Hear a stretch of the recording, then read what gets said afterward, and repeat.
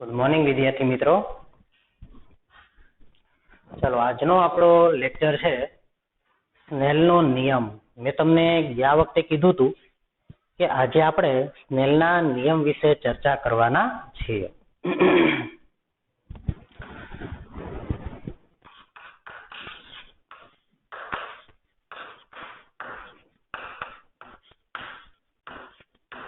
સ્નેલનો નિયમ. તો સ્નેલનો નિયમ એ પ્રકાશના વક્રીભવનનો બીજો નિયમ છે.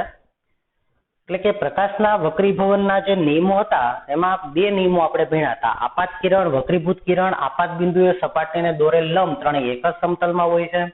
અને આપાત કોણની સાઇન અને વક્રીભૂત કોણની સાઇન એનો ગુણોત્તર શું હોય? અચળ હોય.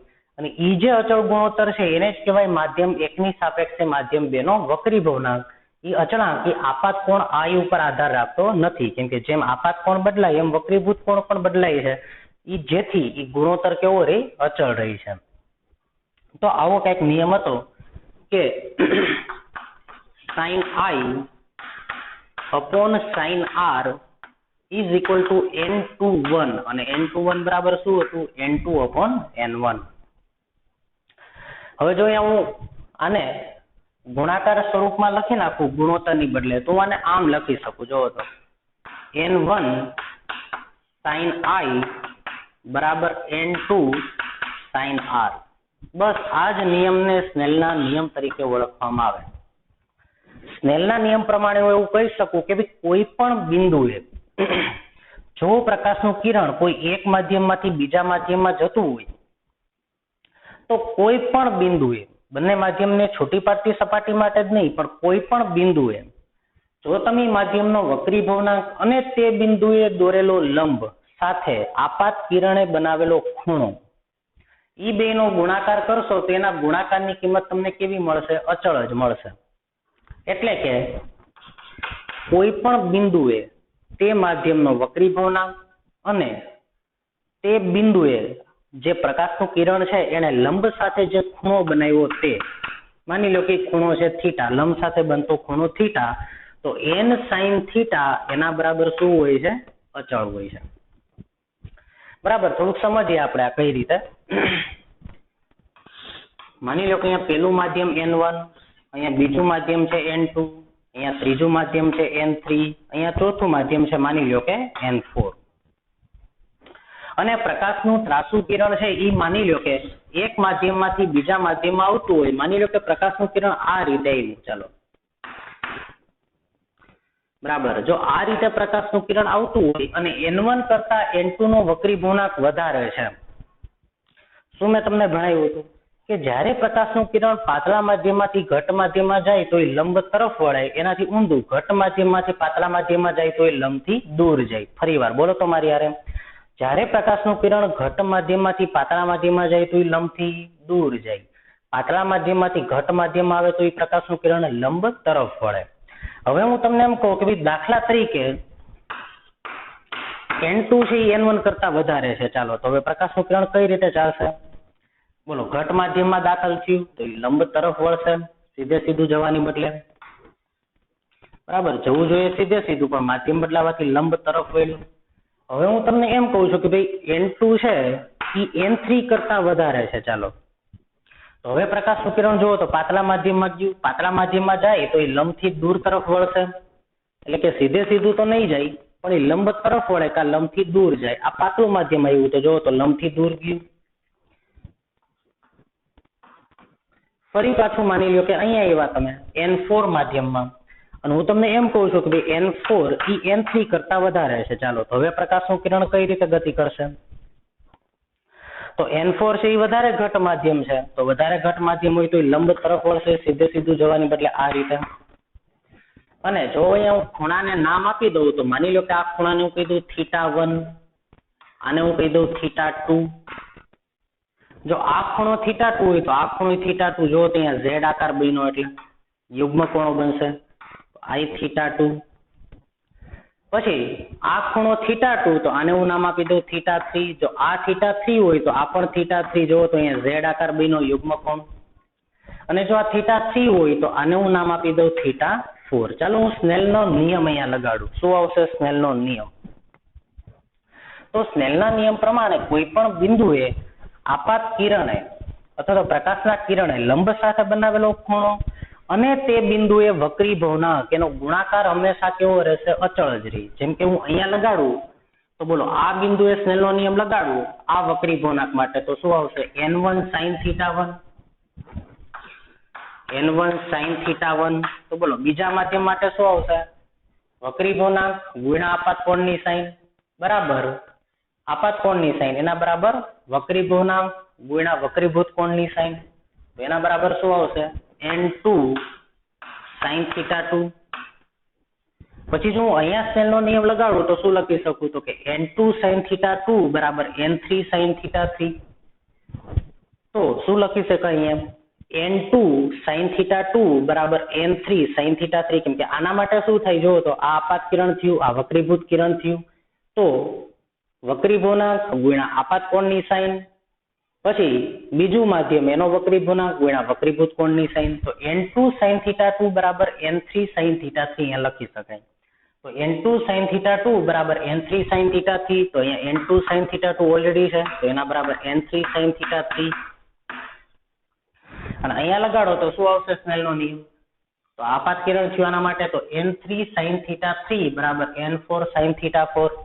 તો n3 sin θ3 બરાબર n4 sin θ4. તો અહીંયા તમે જોઈ શકો કોઈ પણ બિંદુ પાસે તે માધ્યમનો વક્રીભવનાંક અને લંબ સાથે બનેલો ખૂણો એનો ગુણાકાર કેવો રહ્યો? જોવો તો જેટલો પહેલા માટે એટલો જ બીજા માટે, એટલો ત્રીજા માટે, એટલો ચોથા માટે. આમ કોઈ પણ બિંદુએ બરાબર આપેલા બિંદુએ વક્રીભવનાંક અને લંબ સાથે બનતા ખૂણાનો ગુણાકાર એ હંમેશા કેવો હોય છે? અચળ હોય છે. બસ આને જ સ્નેલના નિયમ તરીકે ઓળખવામાં આવે. n sin θ = constant. હવે આપણને એવો સવાલ થાય કે ભાઈ આપણે સ્નેલના નિયમનો ઉપયોગ ક્યાં કરી શકીએ? તો એના માટે જે છે એ સ્નેલના નિયમના મદદથી આપણે ઘણા બધા ડાઉટ સોલ્વ કરી શકતા હોઈએ. કેવા ડાઉટ સોલ્વ કરી શકીએ? તો સ્નેલના નિયમ ઉપરથી હું તમને 2-3 દાખલા કરાવું છું જેથી કરીને તમને ખ્યાલ આવે. દાખલા તરીકે હું એક એક્ઝામ્પલ લઉં સ્નેલના નિયમ ઉપરથી. દાખલા તરીકે એક પ્રકાશનું કિરણ છે બરાબર. માનો કે પ્રકાશનું કિરણ છે અહીંયા 30 ડિગ્રીના ખૂણે દાખલ થયું. પેલો ખૂણો છે અહીંયા 30 ડિગ્રી બરાબર. અને અહીંયા વક્રીભવનાંક કઈ રીતે બદલાય છે? તો કે અહીંયા જે માધ્યમનો વક્રીભવનાંક છે એ ક્રમશઃ કઈ રીતે બદલાય છે? તો આને હું ઊંચાઈ કહી દઉં y બરાબર 0 અને જેમ આમ જાવે y ની વેલ્યુ વધતી જાય છે બરાબર. અહીંયા માની લો કે y બરાબર હું 0 કહી દઉં છું બે માધ્યમને છૂટી પાડતી સપાટી માટે, અને જેમ આમ આગળ જાવે y ની કિંમત શું થાય છે? વધતી જાય છે. y બરાબર 1 2 3 4 5 એ રીતે. અને અહીંયા જે તમને માધ્યમ આપ્યું છે માધ્યમનો વક્રીભવનાંક કેવો છે? y બરાબર 0 છે અહીંયા. અને હવે જે પ્રકાશનું કિરણ જે માધ્યમમાં પ્રવેશે છે અહીંયા વક્રીભવનાંક કઈ રીતે છે? તો કે ny બરાબર ny = 1.6 plus 0.2 upon y plus 1 whole square. જ્યાં y છે એ શેમાં છે? સેન્ટીમીટરમાં છે બરાબર. તો હવે તમને એવું પૂછવામાં આવ્યું છે આમાં કે ભાઈ પ્રકાશનું કિરણ 30 અંશના ખૂણે છે એવા માધ્યમમાં દાખલ થઈ છે કે જેનો વક્રીભવનાંક છે આવો છે. ચલો આ માધ્યમનો વક્રીભવનાંક આવો છે એટલે કે y વધતા જશે એમ એનો વક્રીભવનાંક બદલાતો જાય છે. જોવો તો અને y વધે એમાં વક્રીભવનાંક બદલાતો જાય છે. તો તમને એવું કીધું છે કે તો ખૂબ વધારે ઊંડાઈએ એટલે કે y ટેન્ડ્સ ટુ ઇન્ફિનિટી, ખૂબ મોટી ઊંડાઈએ બરાબર કે ભાઈ ખૂબ મોટી ઊંડાઈએ જે આ પ્રકાશનું કિરણ હશે એ લંબ સાથે કેટલો ખૂણો બનાવતું હશે એ તમારે ખૂણો શોધવાનો છે. શું છે આપણી રકમ? ફરીવાર સમજો તો કે 30 અંશના ખૂણે પ્રકાશનું કિરણ છે એવા માધ્યમમાં દાખલ થયું જેનો વક્રીભવનાંક આ રીતે છે. તો ખૂબ મોટી ઊંડાઈએ એ જે પ્રકાશનું કિરણ હશે એ લંબ સાથે કેટલો ખૂણો બનાવતું હશે એવો આપણો સવાલ છે. હવે તમે અહીંયા વિચારો તો જેમ y વધતા જશે એમ શું થશે? તો કે y વધતા જાય એમ આ પદ નાનું બનતું જાય અને આ પદ નાનું બનતું જાય એમ વક્રીભવનાંક ઘટતો ગયો. તો અહીંયા હું લખું, માની લો કે y વધે એમ n ઘટે છે, અને n ઘટતા ગયા તો જેમ પ્રકાશનું કિરણ આગળ આગળ વધતું જાય એમ ક્રમશઃ ઘટતા વક્રીભવનાંક તરફ આગળ વધી રહ્યું છે, અને જેમ જેમ વક્રીભવનાંક ઘટતો જાય એમ પ્રકાશનું કિરણ લંબથી દૂર તરફ જતું જાય. તો પ્રકાશનું કિરણ છે આ રીતે આગળ આવશે, આમ આ રીતે. અને માની લો કે આ બહુ મોટી ઊંડાઈ છે, દાખલા તરીકે, બરાબર, આપણે બહુ વધારે ઊંડાઈ વયા ગયા, આ બહુ મોટી ઊંડાઈ છે, ઇન્ફિનિટી ઊંડાઈ છે, માની લો કે. તો અહીંયા જે છે ઈ આ પ્રકાશનું કિરણ છે ઈ એનો સ્પર્શક ઈ લંબ સાથે કેટલો ખૂણો બનાવતું હોય. બરાબર, અહીંયા તમે કાલ્પનિક રીતે સમક્ષિતિજ રેખા વિચારી લ્યો તો અહીંયા લંબ સાથે કેટલો ખૂણો બનાવે, આ આપણો સવાલ છે. તો અહીંયા તમે સ્નેલના નિયમની મદદથી આ દાખલો ગણી શકો કે ભાઈ ખૂબ મોટી ઊંડાઈ તમે વયા જાઓ, ખૂબ મોટી ઊંડાઈ એટલે કે વાયની એવી કિંમત કે અહીંયા વાયની કિંમત એવી મૂકવાથી આ પદની કિંમત છે લગભગ અવગણી શકાય. બરાબર, એવી વાયની બહુ મોટી કિંમત. ત્યાંથી પછી તમે આગળ આવેલા જાવ એટલે પછી ખૂણો બદલાશે નહીં, કેમ કે પછી તો વક્રીભવનાંક અચળ થઈ ગયો. તો હવે હું આ દાખલો કરું તો મેં સ્નેલના નિયમમાં શું કીધું કે કોઈ પણ બિંદુએ n sin θ નો ગુણાકાર અચળ હોય તો પેલા હું y બરાબર 0 માટે લખું n sin θ શું આવશે. તો બોલો તો અહીંયા y બરાબર 0 માટે n sin θ શું આવશે. બરાબર, જો તો અહીંયા y બરાબર 0 માટે તો y બરાબર 0 મૂકો તો અહીંયા n બરાબર શું આવશે, y 0 મૂકો તો n બરાબર y 0 મૂકો n બરાબર શું આવશે 1.6. તો n sin θ બરાબર અચળ, તો બોલો n કેટલા આવશે 1.8. n sin θ તો કેટલા છે sin 30. y બરાબર 0 છે ને આ θ કેટલા છે 30 ડિગ્રી. તો 1.8 sin 30 ઇઝ ઇક્વલ ટુ કોઈ પણ બિંદુએ n sin θ, આ બિંદુએ જેટલા n sin θ હશે એટલા જ આ બિંદુએ n sin θ હશે. હમણાં મેં તમને સમજાવ્યું. તો અહીંયા n sin θ હું લખું તો બોલો આ કઈ ઊંડાઈ થઈ, ખૂબ વધારે ઊંડાઈ છે, y બરાબર ઇન્ફિનિટી. તો y બરાબર ઇન્ફિનિટી હું લખી નાખું છેદમાં ઇન્ફિનિટી, તો આ પણ 0 થઈ ગયું. તો ખૂબ મોટી ઊંડાઈએ વક્રીભવનાંક કેટલો થઈ ગયો 1.6 n અને sin θ. તો ઈ આપણે શોધવાના છે કે ન્યા θ કેટલા હોય. જો તો 1/2 એટલે કે 0.9 upon 1.6 is equal to sin θ, અને તેથી θ બરાબર sin ઇનવર્સ 9/16. બરાબર, તો ખૂબ મોટી ઊંડાઈ આ પ્રકાશનું કિરણ હશે એ લંબ સાથે આટલો ખૂણો બનાવતું હશે. તો આવી રીતે તમે આવા જે પ્રોબ્લેમ છે એ સોલ્વ કરી શકો. ચાલો હજી એક આવો દાખલો કરાવી દો.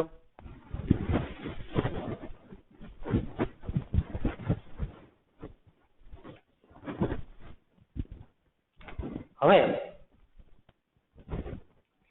દાખલા નંબર 2, માનો કે પ્રકાશનું કિરણ છે ઈ આ રીતે દાખલ થયું. માની લો કે 30 ડિગ્રીએ પ્રકાશનું કિરણ દાખલ થયું, અને હવે પ્રકાશનું કિરણ છે ઈ એવા માધ્યમમાં દાખલ થાય છે કે જ્યાં વક્રીભવનાંક છે આ રીતે છે ny બરાબર 1.5 માઇનસ y/4, જ્યાં y is in centimetre, y is in metre.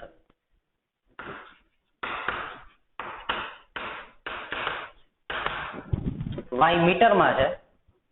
તો તમને સવાલ પૂછ્યો છે કે અહીંયા બરાબર, અહીંયા છે y બરાબર 0, અને જેમ આમ જાવ એમ y ની કિંમત વધતી જાય છે. બરાબર, આ રીતે તમારે y ની કિંમત લેવાની છે. બરાબર, અહીંયા y બરાબર હું તમને 0 આપી દઉં છું. બરાબર, અહીંયા આટલી ઊંચાઈ y બરાબર 0. તો કેટલી ઊંચાઈએ છે એ આ પ્રકાશનું કિરણ હશે સમક્ષિતિજ બની જશે. સવાલ એવો છે. તો y ના કયા મૂલ્ય માટે પ્રકાશનું કિરણ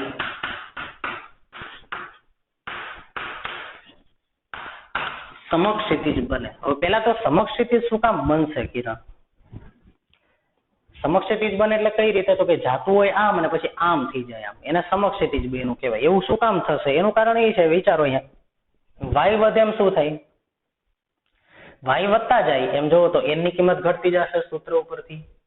એટલે કે પ્રકાશનું કિરણ ક્રમશઃ પાતળું, એનાથી પાતળું, એનાથી પાતળું, એનાથી પાતળું એવા માધ્યમમાં જાય છે. આ એવું માધ્યમ છે કે જે ક્રમશઃ કેવું બનતું જાય છે, પાતળું અને વધુ પાતળું બનતું હોય.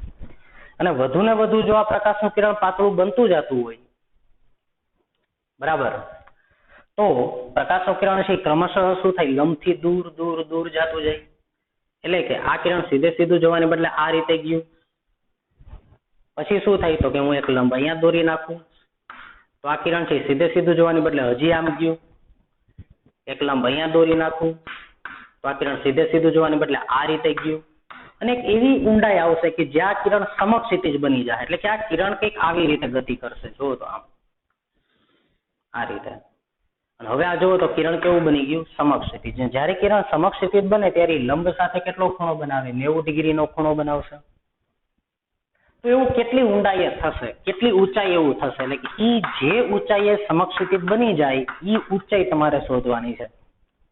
સ્નેલનો નિયમ અહીંયા આપણે લગાડીએ. જો તો કોઈ પણ બિંદુ માટે n sin θ નો ગુણાકાર અચળ રહી તો y બરાબર 0 માટે લગાડો તો શું થાય? n sin θ. હાલો y બરાબર 0 મૂકો તો અહીંયા 1.5 sin θ1 તો કેટલો છે? ખૂણો 30. sin 30 0 માટે y બરાબર 0 એ જો તો ખૂણો 30 છે. અને વક્રી ભૂર્ણાંક આ રીતે આપણે લાગુ પાડવાનો છે. એનું સૂત્ર આપણને આપી દીધું છે. તો 0 ઊંચાઈએ મેં અહીંયા સ્નેલનો નિયમ લગાડ્યો. અને એકવાર સ્નેલનો નિયમ હું અહીંયા લગાડું કોઈ પણ બિંદુ n sin θ તો સરખા જ છે. ચાલો અહીંયા હું લગાડું તો અહીંયા કેટલા આવશે? અહીંયા n કેટલા?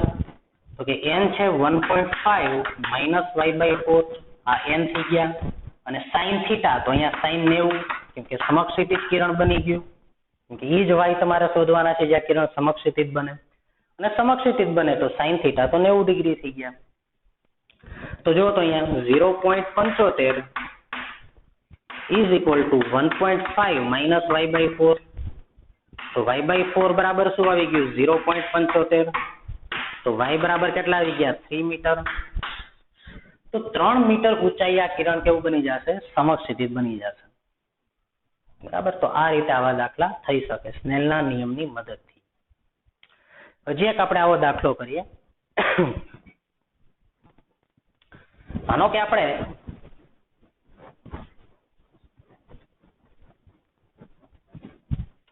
એક તળાવ છે.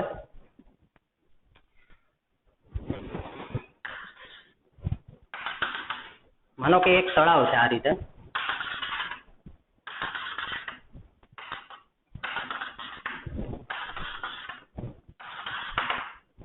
અને તળાવ 2 મીટર ઊંડાઈ સુધી ભરેલું છે અને આપણી પાસે એક સળિયો છે. બરાબર. માની લો કે 2 મીટર ઊંડાઈ સુધી એક તળાવ ભરેલું છે અને એમાં પાણીનું લેવલ માપવા માટેનો એક સળિયો છે. બરાબર. એક પાણીનું લેવલ માપવા માટેનો સળિયો આ રીતે. એમાં માની લો કે 2 મીટર ઊંચાઈ સુધી પાણી ભરેલું છે, એટલે કે સળિયાનો 2 મીટર ભાગ પાણીમાં ડૂબેલો હશે અને આ સળિયાની કુલ લંબાઈ 3 મીટર છે. તો 1 મીટર ભાગ ઉપર છે સળિયાનો આ રીતે. અને 2 મીટર ઊંડાઈ સુધી પાણી ભરેલું છે અને 1 મીટર ભાગ ખુલ્લો છે ઉપર. અને તમને એવું કીધું છે કે ભાઈ માની લો કે અત્યારે સૂર્ય છે ઈ સમક્ષિતિજ સાથે 30 અંશના ખૂણે છે સૂર્ય. એટલે આ રીતે જો તો સમક્ષિતિજ એની સાથે 30 ડિગ્રીના ખૂણે છે સૂર્ય અત્યારે. અને જો સૂર્ય સમક્ષિતિજ સાથે 30 ડિગ્રીના ખૂણે હોય તો તમને એવું પૂછ્યું હોય કે તો આ સળિયાના પડછાયાની લંબાઈ કેટલી હોય? આ જે સળિયો છે એનો પાણીમાં પડછાયો જે પડશે એની લંબાઈ કેટલી હશે? એ આપણો સવાલ છે. કે ભાઈ પાણીનું લેવલ માપવા માટેનો એક સળિયો છે, તળાવની અંદર 2 મીટર ડૂબેલો છે અને 1 મીટર તળાવની બહાર છે, કેમ કે પાણી 2 મીટર સુધી ભર્યું છે. તો 30 ડિગ્રી સમક્ષિતિજ સાથે 30 ડિગ્રીના ખૂણે જો સૂર્ય હોય તો એ પડછાયાની લંબાઈ કેટલી હોય? તો ચલો કરીએ અહીંયા આપણે. તો સૌથી પહેલા તો જુઓ તો કે 30 ડિગ્રીના ખૂણે હોય સૂર્ય અહીંયા, તો અહીંયાથી જે પ્રકાશના કિરણો આવશે અહીંયા 30 નો ખૂણો બનાવશે આ રીતે. એટલે હવે જો અહીંયા લંબ દોરું તો તમે જાણો છો કે આ કિરણો હવે ક્યાંથી ક્યાં ગયા? તો કે હવામાંથી પાણીમાં. તો સીધે સીધા તો નહીં જાય, પણ ઈ કિરણો અહીંયા ત્રાસા વળશે. અહીંયા ત્રાસા વળ્યા એટલે ઈ કિરણ અહીંયા પડ્યું. અને તેથી આ એવું કિરણ છે કે જે અહીંયા પડવાનું શરૂ થયું, એટલે કે અહીંયા બધી જગ્યાએ પડછાયો હશે. બરાબર. એટલે અહીંયાથી આવતા કિરણો હશે એ બધા અહીંયા પડતા જ હશે આમ, પણ અહીંયા બધી પડછાયો હશે. તો તમારે આ લંબાઈ શોધવાની છે. આ લંબાઈ થઈ ઈ સળિયાના પડછાયાની લંબાઈ. બરાબર. ચાલો જો અહીંયા જો આ ખૂણો 30 હોય તો આ ખૂણો કેટલો હોય 60, તો આ ખૂણો પણ કેટલો હોય 60, બરાબર. હવે જો આ કાટકોણ ત્રિકોણમાં 60 90 30, આ 30 તો આ કેટલા હશે 60, અથવા તો આ 60 યુગ્મ કોણો એટલે. પછી તો જો તો મારે હું અહીંયા નામ આપી દઉં એ બી અને સી, મારે એ બી વત્તા બીસી શોધવા છે. બીસી મને એમને મળી જશે જો અહીંયાથી. કઈ રીતે? જો આ કાટકોણ ત્રિકોણમાં ખૂણો ખબર છે, સામેની બાજુ શોધવાની છે, પાસેની બાજુ 1 મીટર છે. જો તો આ રીતે તો હું આ કાટકોણ ત્રિકોણ માટે વિચારું, આ લંબાઈ એ જ લંબાઈ બીસી થશે. તો હું બીસી ની ગણતરી કરું તો બોલો tan 60 બરાબર શું થાય? સામેની બાજુ એટલે કે આ બાજુ, એટલે કે એ જ આ બાજુ થઈ, બે સરખી હોય એટલે સામેની બાજુ છેદમાં પાસેની બાજુ તો છેદમાં 1, અને તેથી બીસી બરાબર tan 60 એટલે કેટલા આવશે? √3. આવી ગયા √3 મીટર. બીસી મળી ગયા. હવે આપણે એબી મેળવવાના. એબી વત્તા બીસી પડછાયાની લંબાઈ.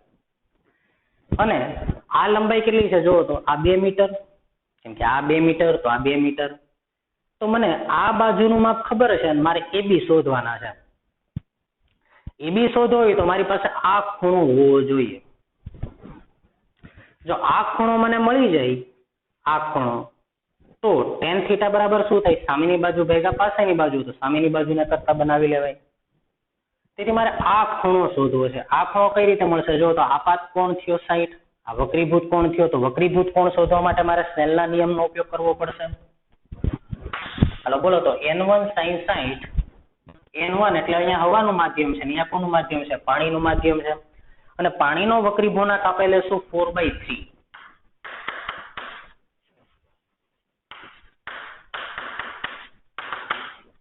પાણીનો વક્રીભૂણાંક આપણે કેટલો લઈ લેશું? 4/3. અને હવાનો વક્રીભૂણાંક સામાન્ય રીતે એક જ લેવામાં આવે છે. તો અહીંયા હવાનો વક્રીભૂણાંક છે માની લો કે અહીંયા 1. ચલો અહીંયા લખાવો તો n1 sin θ1, n1 1 sin 60 બરાબર n2 એટલે અહીંયા પાણીનું માધ્યમ શરૂ થઈ ગયું. n1 sin θ1 બરાબર n2 sin θ2. n2 કેટલા લખું? 4/3 sin θ2 બરાબર. તો ખાલી sin θ લખીએ તો sin θ કેટલા આવી ગયા અહીંયા? તો sin θ બરાબર બોલો આ કેટલા આવ્યા? √3/2 into 3/4 3√3/8. તો sin θ મળી ગયા. તો cos θ શું થશે? તો કે cos θ બરાબર √1 - sin² θ, અને √1 - sin² θ કેટલા આવશે? 9 તેરી 27 ભાગ્યા 64. અને 27 ભાગ્યા 64 એટલે અહીંયા શું આવી ગયું? બોલો છેદમાં 64 આવી ગયા. અને અંશમાં શું આવશે? 64 ઓછા 27 એટલે કેટલા આવ્યા? 37. એટલે કે વર્ગમૂળમાં 37 ભાગ્યા 8 cos θ. અને બોલો તેથી tan θ શું આવશે? sin θ upon cos θ. જો તેમાંથી sin upon cos એટલે 8 8 ઉડી ગયા તો શું આવ્યું? 3√3 upon √37. તો તમને tan θ ની વેલ્યુ મળી. અને tan θ બરાબર શું થાય? સામેની બાજુ ભેગા પાસેની બાજુ. તો tan θ AB છેદમાં પાસેની બાજુ જુઓ તો કેટલી છે? 2. સામેની બાજુ AB, પાસેની બાજુ 2 મીટર. તો AB = 2 tan θ. બોલો tan θ કેટલા છે? 3√3/37. તો અહીંયા કેટલા આવી ગયા? 6√3 upon √37. આ રીતે તમને આન્સર મળ્યો AB નો. 3√3 એટલે 6√3 upon √37. અને તેથી પડછાયાની કુલ લંબાઈ કેટલી થાય? AB વત્તા BC. તો પડછાયાની કુલ લંબાઈ AB વત્તા BC બરાબર √3 + 6√3 upon √37. બરાબર. આનું સાદુરૂપ આપી દો જે આવી જવાબ આવશે આપણો. તો આવી રીતે આપણે સ્નેલના નિયમનો ઉપયોગ કરી વક્રીભવનાંકના સિદ્ધાંત ઉપરથી આવા દાખલા સોલ્વ કરવાના હોય MCQમાં. ચાલો હવે આપણે નવો ટોપિક આજે લેવાનો છે, એનું નામ છે લેટરલ શિફ્ટ. શું લેવું છે આપણે? Lateral shift. તો લેટરલ શિફ્ટ એટલે શું?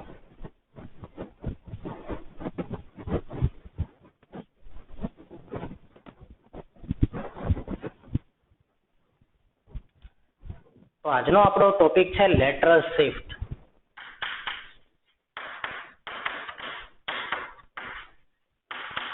કોને કહેવાય લેટરલ શિફ્ટ. શિફ્ટ એટલે ખસી જવું, બરાબર, દિશા બદલાવ્યા વિના ખસી જવું એટલે લેટરલ શિફ્ટ. પણ લેટરલ શિફ્ટ આપણે શરૂ કરીએ એ પહેલા થોડુંક પ્રાઇમરી અહીંયા થોડુંક આપણે સમજીએ. તો સ્નેલના નિયમ ઉપરથી તો માની લો કે અહીંયા છે N1, અહીંયા છે માની લો કે N2, અહીંયા છે માની લો કે N3. આ પહેલું માધ્યમ હવાનું માધ્યમ દાખલા તરીકે એમાંથી પ્રકાશનું કિરણ માની લો કે ગયું પાણીમાં, એમાંથી ગયું કાચમાં, એમાંથી ફરી પાછું હવામાં આવી ગયું દાખલા તરીકે N1. હવામાંથી, પાણીમાંથી, કાચમાંથી પાછું હવામાં પ્રકાશનું કિરણ આવ્યું, બરાબર. તો માની લો કે પ્રકાશનું કિરણ આ રીતે દાખલ થયું, આ રીતે. હવે હવામાંથી માની લો કે પાણીમાં ગયું એટલે કે વધારે ઘટ માધ્યમમાં ગયું તો સીધે સીધું જવાની બદલે જો અહીંયા કોઈ મીડિયમ જ ન હોત, હવા જ હોત તો આ કિરણ એમને સીધે સીધું આવેલું જાત. પણ જો તો આ કિરણ પાણીમાં ગયું એટલે લંબ તરફ વળ્યું. અહીંયા હું પાછો લંબ દોરી નાખું તો એનાથી વધારે ઘટ માધ્યમમાં ગયું કાચમાં, તો પાછો અહીંયા લંબ તરફ વળ્યું. અને એટલે કે સીધે સીધું જવાની બદલે આ રીતે વળ્યું. અને ફરી પાછું હવામાં આવે છે અને હવામાં આવે એટલે ઘટમાંથી પાતળા માધ્યમમાં આવ્યું અને તેથી એ કિરણ લંબથી દૂર ગયું આ રીતે, આ રીતે ગયું. તો તમે આ જો કે ભાઈ પ્રકાશનું કિરણ છે અહીંયાથી અહીંયા એવું પોતાની દિશા બદલાવી, અહીંયાથી અહીંયા દિશા બદલાવી, અહીંયાથી અહીંયા દિશા બદલાવી, બરાબર. અહીંયા છે પાણી, અહીંયા છે કાચ, અહીંયા પાછી છે હવા. માની લો કે આ ખૂણાને હું નામ આપી દઉં θ1, તો આ θ2, તો આ ખૂણો થઈ θ2, આને હું નામ આપી દઉં θ3, તો આ ખૂણો થઈ θ3, આને હું નામ આપી દઉં θ4. ચલો સ્નેલના નિયમ ઉપરથી તમે મને શું લખાવી શકો? અહીંયા શું લખાવશો? N1 sin θ1 આ બિંદુ એમ બોલો મારી સાથે. N1 sin θ1 બરાબર શું આવશે? N2 sin θ2, N2 sin θ2. તો ચલો અહીંયા લખાવો તો N2 sin θ2 બરાબર N3 sin θ3, તો બરાબર N3 sin θ3. હાલો હવે અહીંયા લખાવો તો N3 sin θ3 બરાબર બોલો અહીંયા કયું મીડિયમ પાછું આવી ગયું? N1 આવી ગયું, તો N1 sin θ4. આવું લખી શકાય. કોઈ પણ બિંદુ n sin θ નો ગુણાકાર અચળ હોય તો આપાત કોણની સાઇન એના બરાબર વક્રીભૂત આપાત કોણની સાઇન ગુણ્યા વક્રીભૂતાંક બરાબર વક્રીભૂત કોણની સાઇન ગુણ્યા વક્રીભૂતાંક, પાછું અહીંયા આપાત કોણની સાઇન ગુણ્યા વક્રીભૂતાંક એના બરાબર વક્રીભૂત કોણની સાઇન ગુણ્યા વક્રીભૂતાંક. આવું આપણે લખતા ગયા. અને હવે તમે અહીંયા પહેલાને અને છેલ્લાને સરખાવો તો શું તમને જોવા મળ્યું? પ્રકાશનું કિરણ પાછું હવામાં આવી ગયું છે, હવામાં હતું અને ફરી પાછું બે માધ્યમમાં ટ્રાવેલ કરી ફરી પાછું હવામાં આવી ગયું. તો તમે પહેલાને અને છેલ્લા પદને સરખાવો પાછા એના માધ્યમમાં પ્રકાશનું કિરણ અહીંયા આવી જાય છે તો અહીંયા તમને એવું જોવા મળ્યું N1 sin θ1 બરાબર N1 sin θ4 અને N1 sin θ1 બરાબર N1 sin θ4 હોય બરાબર. અને જો આ બે સરખા હોય કેમ કે જો તો આ રીતે ઇક્વલ આવી લાગ્યા, આ બે સરખા છે તો આની ઉપરથી તમે શું કહી શકો? θ1 બરાબર θ4 અને θ1 બરાબર θ4 એટલે કે જેટલો લંબ સાથે ખૂણો θ1 છે એટલો લંબ સાથે ખૂણો θ4 છે. અને જો આ બે ખૂણા સરખા હોય એનો મતલબ શું થયો? એનો મતલબ એવો થયો કે આ કિરણની દિશા અને આ કિરણની દિશા બે એક જ દિશા થઈ, બે એકબીજાને સમાંતર છે. કેમ કે સમાંતર હોય તો જ લંબ સાથે સમાન ખૂણા બનાવે. θ1 બરાબર θ4 એનો મતલબ એવો થયો કે આ કિરણે લંબ સાથે જેટલો ખૂણો બનાવ્યો આ કિરણ પણ લંબ સાથે એટલે કે આપાત કિરણે લંબ સાથે બનાવેલો ખૂણો નિર્ગમન કિરણે લંબ સાથે બનાવેલો ખૂણો સરખા. એનો મતલબ કે આ બંને કિરણો કેવા થયા? સમાંતર. એટલે કે જો એક પણ મીડિયમ વચ્ચે ન હોત અને માત્ર હવા હોત તો આ કિરણ સીધે સીધું આ મહિલો ગયું હોત. પણ અહીંયા માધ્યમ બદલાણા અને ફરી પાછું કિરણ હવામાં આવી ગયું તો હવે આ કિરણ આ માર્ગે બહાર આવ્યું, નહીતર કિરણ આ રીતે બહાર આવત, આ રીતે. પણ તેમ છતાં પણ કિરણ પાછું હવામાં તો આવી જ ગયું બે માધ્યમમાંથી પસાર થઈને. તો તમે જોઈ શકો એની દિશા નથી બદલાણી, બરાબર છે, પણ કિરણ માત્ર શું થઈ ગયું? શિફ્ટ થઈ ગયું. કેટલું શિફ્ટ થયું? તો કે ભાઈ માત્ર હવા હોત તો આ કિરણ અહીંયાથી પસાર થયું હોત, વચ્ચે બે માની લો કે બીજા માધ્યમ આવી ગયા, પછી કિરણ હવામાં આવ્યું, તો આ કિરણ આમથી જવાને બદલે આમથી ગયું. દિશા તો એને ઈ જ છે જો, પણ કિરણનું કેટલું શિફ્ટિંગ થયું. તો આ લંબ અંતર અહીંયા હું શોધી લઉં તો માની લો કે આ x, તો અહીંયા કિરણથી x જેટલું શિફ્ટિંગ થયું એનું, અને x જેટલું શિફ્ટિંગ થયું એને જ કહેવાય લેટરલ શિફ્ટ. કે હવામાંથી જ્યારે કોઈ પ્રકાશનું કિરણ બીજા કોઈ માધ્યમમાંથી પસાર થઈ ફરી પાછું હવામાં આવી ગયું, તો ત્યારે એ પ્રકાશનું કિરણ છે એની દિશા નથી બદલાવતું, એ જ દિશામાં જાય છે, પણ એનું માત્ર શું થઈ ગયું, શિફ્ટિંગ થઈ ગયું, એટલે કે આટલું ખસી ગયું. બરાબર, અહીંયાથી પસાર થવાની બદલે અહીંયાથી પસાર થયું, દિશા તો એની જ છે, તો આ કેટલું શિફ્ટિંગ થયું, આ લંબ અંતર કેટલું, એને જ કહેવાય લેટરલ શિફ્ટ. બરાબર, તો આ ઘટનાને કહેવાય લેટરલ શિફ્ટ. માની લો કે તમે બાઇક લઈને જતા હોય, બરાબર, અને બાઇક લઈને જતા હોય હાઈવે ઉપર, અને પાછળથી માની લો કે કોઈ ફોર વ્હીલ વાળું હોય એ હોર્ન મારે, તો તમે શું કરો, તો તમે આમ જતા હોય તો કઈ રીતે, પછી ટર્ન મારીને કઈ પાછા નથી વળી જતા, તમે શું કરો છો, બાઇક લઈને જતા હોય, પાછળથી હોર્ન લાગ્યું તો તમે સહેજ વધારે આમ થોડા ખસી ગયા, પણ તમારી જવાની દિશા તો હજી એને ઈ જ છે, તમે આમ જ જાઓ છો, પણ તમે માત્ર શું થઈ ગયા, શિફ્ટ થઈ ગયા. તો કેટલું શિફ્ટ થયા તમે, એને શું કહેવાય, લેટરલ શિફ્ટ. અને શિફ્ટિંગ થવાનું કારણ શું, અહીંયા માધ્યમ બદલાણા એટલે. બરાબર, તો આપેલા પ્રકાશનું કિરણ માની લો કે માધ્યમ બદલાય, અને માધ્યમ બદલાવાથી પ્રકાશનું કિરણ છે ફરી પાછું એ માધ્યમમાં આવી ગયું, તો એનું શું થઈ ગયું, શિફ્ટિંગ થઈ ગયું. તો કેટલું શિફ્ટિંગ થયું હશે, બરાબર, એને જ કહેવાય લેટરલ શિફ્ટ. તો એ લેટરલ શિફ્ટ આ x ની વેલ્યુ આપણે મેળવવી છે, અને એ જ આપણો સવાલ છે, લેટરલ શિફ્ટ. બરાબર, તો હવે તમને ખ્યાલ આવ્યો હશે હું શું તમને કહેવા માંગુ છું. સમજો, અહીંયા હજી આપણે આ સમજવાનો છે આપણો સવાલ કે ભાઈ લેટરલ શિફ્ટ એટલે શું. આપણે એનું સૂત્ર મેળવવું છે કે ભાઈ કિરણ છે એ માધ્યમ બદલાવાથી એની દિશા બદલા વગર કેટલું શિફ્ટ થયું, બસ એનું આપણે સૂત્ર સાબિત કરવાનું છે અને મેળવવાનું છે. જેમ કે ફરીવાર આપણે હું તમને એ વસ્તુ સમજાવું તો જો ત્યાં એક સ્લેબ છે આપણી પાસે,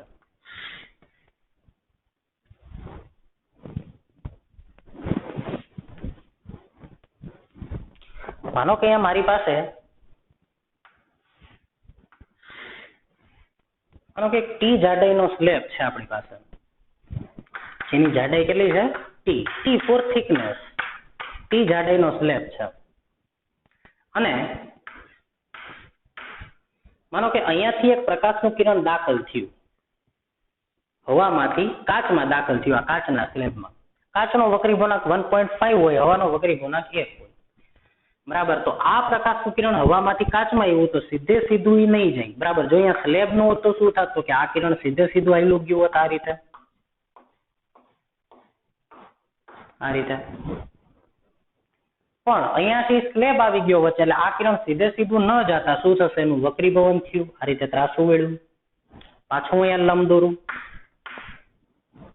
અને હવે આ કિરણ ક્યાં ગયું પાછું, તો કે હવા, કાચમાંથી પાછું હવામાં ગયું, અને કાચમાંથી હવામાં ગયું તો આ રીતે ગયું.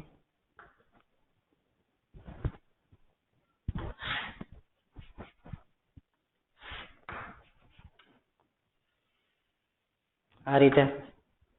અને આ જે નિર્ગમન પામતું કિરણ છે ઈ અને આ એકબીજાને કેવા છે, સમાંતર. બરાબર, પાછું કિરણ ક્યાં આવી ગયું, હવામાં આવી ગયું. તો જો સ્લેબ નો તો આ કિરણ આ માર્ગે ગયું હોત, સ્લેબ હોવાથી છે એ કિરણ આમ કરી આમ વેળવું, પાછું આમ ગયું. તો સ્લેબ વિના કિરણ આમ જતું હોત, અને સ્લેબ હોવાથી કિરણ આમ ગયું. દિશા તો હજી નહીં છે એની, પણ એનું માત્ર શિફ્ટિંગ થયું. કેટલું શિફ્ટિંગ થયું એ શોધવું હોય તો લંબ અંતર મપાય.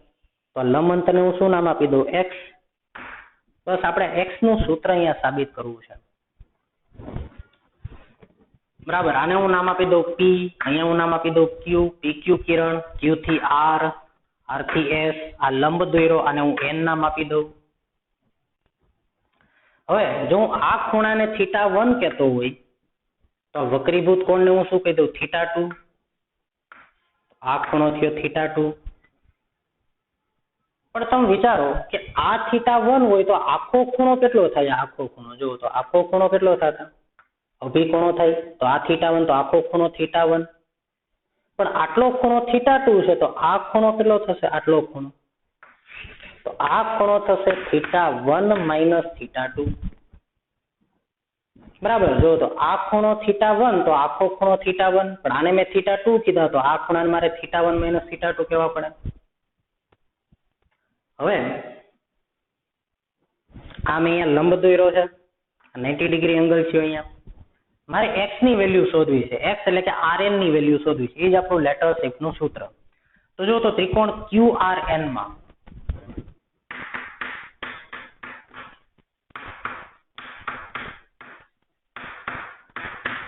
ત્રિકોણ QRN માટે બોલો તો sin θ1 minus sin θ2 શું આવશે?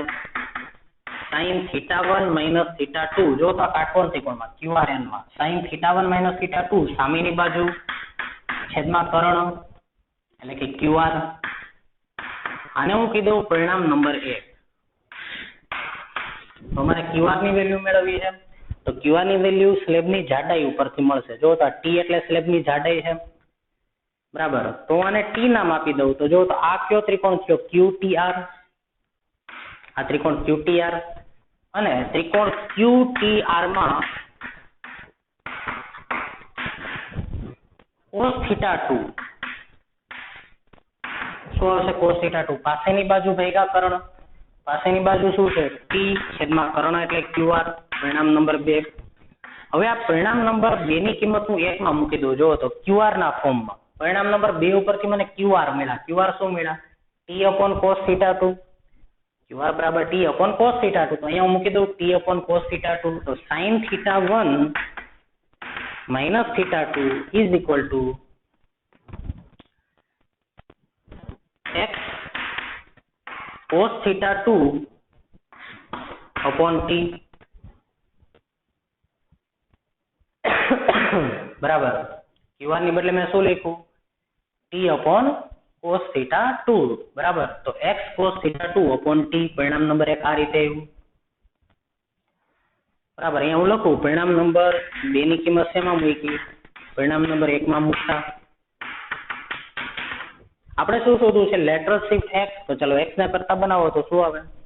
તો x બરાબર T sin θ1 minus θ2 upon શું આવી ગયું? cos θ2. તો જો તો આપણે લેટરલ શિફ્ટનું સૂત્ર મળ્યું. બરાબર. શું છે બધા પદો ઓળખાવો તો T is the thickness of the slab. સ્લેબની થિકનેસ છે. પછી sin θ1 minus θ2. θ1 આપાત કોણ છે? θ2 વક્રીભૂત કોણ છે? છેદમાં cos θ2. બરાબર. તો આ થયું લેટરલ શિફ્ટનું સૂત્ર.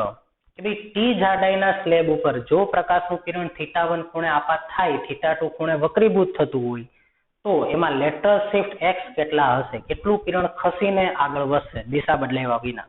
તો આ સૂત્ર ઉપરથી તમે મેળવી શકો. હવે અહીંયા આપણે એક કામ કરીએ. માની લો કે theta is very very small. જો થીટા બહુ નાના હોય તો શું લખી શકાય? અહીંયા કયો તો મને. તો અહીંયા હું એમ લખી નાખું કે θ1 and θ2 માની લો કે tends to 0. Theta is very very small. અને theta is very very small હોય તો આપણે મેં તમને અગાઉ પણ એની વાત કરી દીધી. આપણે આ ચેપ્ટરના શરૂઆતમાં પણ આપણે જોઈ ગયા કે જો થીટા બહુ નાના હોય તો sin θ બરાબર શું લખી શકાય? થીટા. અને cos θ બરાબર શું લખી શકાય? 1. થીટા ઇઝ વેરી સ્મોલ તો sin θ બરાબર થીટા અને cos θ બરાબર શું લખી શકાય? 1. તો ચાલો જો તો x બરાબર t.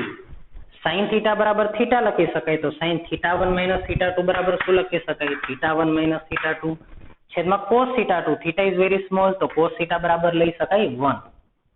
ચલો અહીંયાથી θ1 કોમન લઈ લ્યો તો θ1 તો અહીંયા શું આવી ગયું? 1 minus θ2 upon θ1. પણ આવું ક્યારે આવશે? જ્યારે થીટા ઇઝ વેરી સ્મોલ. ચલો હવે તમે આપાત બિંદુએ સ્નેલનો નિયમ લગાડો તો શું હતો? આપાત બિંદુએ મેં આકૃતિ દોરી હતી એમાં જે બિંદુએ કિરણ આપાત થાય ને સ્નેલનો નિયમ લગાડો તો શું આવશે? n1 sin θ1 બરાબર n2 sin θ2. પણ theta is very very small તો શું લખી શકાય? n1 sin θ1 ની બદલે n1 θ1 બરાબર n2 θ2. તો x બરાબર t θ1 1 minus n1 upon n2. તો આ રીતે અહીંયા આપણે સૂત્ર સાબિત કરી શકીએ. બરાબર. પણ થીટા ઇઝ વેરી સ્મોલ હોય તો જ. બરાબર. અને થીટા સ્મોલ હોય તો એમાં ક્યાં એકમમાં લઈ શકાય? રેડિયન એકમની અંદર, જે આપણે ચેપ્ટરની શરૂઆતમાં એની ચર્ચા કરી હતી. તો આ થયું લેટરલ શિફ્ટનું સૂત્ર. બરાબર. પણ આ સૂત્ર થીટા બહુ નાનો હોય તો. બાકી તો તમારે આ સૂત્ર લેવું પડશે. x બરાબર t sin θ1 minus θ2 upon cos θ2. ચલો એની ઉપરથી હું તમને એક દાખલો અહીંયા કરાવું. બરાબર. આપણે એની ઉપરથી એક દાખલાની ચર્ચા કરી લઈએ.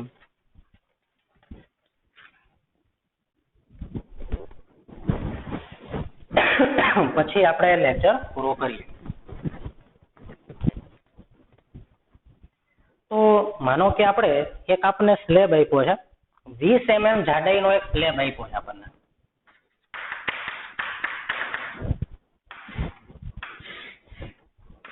દાખલા તરીકે એક 20 mm જાડાઈનો સ્લેબ આપ્યો છે આપણને, અને આ સ્લેબ ઉપર એક પ્રકાશનું કિરણ આપાત થયું, 53 ડિગ્રી આપાત થઈ છે. જુઓ તો 53 ડિગ્રીએ. તો જો 53 ડિગ્રીએ પ્રકાશનું કિરણ આપાત થતું હોય અહીંયા, અને જો આ સ્લેબનો વક્રી ગુણાંક n બરાબર હોય 1.6, તો તમારે અહીંયા લેટરલ શિફ્ટ મેળવવાની છે કે આ પ્રકાશનું કિરણ છે ઈ માની લો કે આ સ્લેબની ગેરહાજરીમાંથી આમ વયું જાતું, સ્લેબ હોવાથી આમ કરીને આમ જાય, એ જ દિશામાં જાત, પણ ખસીને આમ ગયું હોત, તો લેટરલ શિફ્ટ કેટલી x મેળવવા છે, અને 53 ડિગ્રી આપાત થઈ છે કિરણ. તો આપણે લેટરલ શિફ્ટનું સૂત્ર x બરાબર શું છે?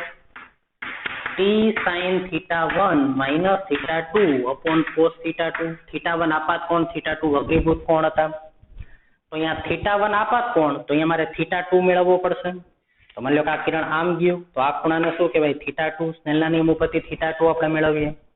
બોલો તમારી સાથે શું આવશે? હવામાંથી પ્રકાશનું કિરણ કાચમાં ગયું, અહીંયા કીધું ન હોય એટલે હવાનું માધ્યમ જ હોય, બરાબર. તો બોલો હવામાંથી પ્રકાશનું કિરણ શેમાં ગયું? કાચમાં, જેનો વક્રી ગુણાંક 1.6 છે. તો લખાવો તો n1 sin θ1 બરાબર n2 sin θ2. મારે θ2 મેળવવા છે. જોવો તો કેમ કે મારે θ2 ની જરૂર છે. હવે sin θ2 બરાબર શું આવ્યા? તો બોલો તો sin 53 કેટલા આવશે? 4/5 into 1/1.6 is equal to 1/2. તો θ2 બરાબર કેટલા આવી ગયા? 30 ડિગ્રી. અને જો θ2 30 ડિગ્રી હોય તો અહીંયા શું લખાય? હવે t બરાબર કેટલા આવ્યા? t thickness of the slab 20 mm, તો અહીંયા હું 20 લખી નાખું. sin θ1 minus θ2, θ1 53, θ2 30, તો અહીંયા કેટલા આવી ગયા? sin 23 છેદમાં cos θ2, તો cos 30. આ રીતે.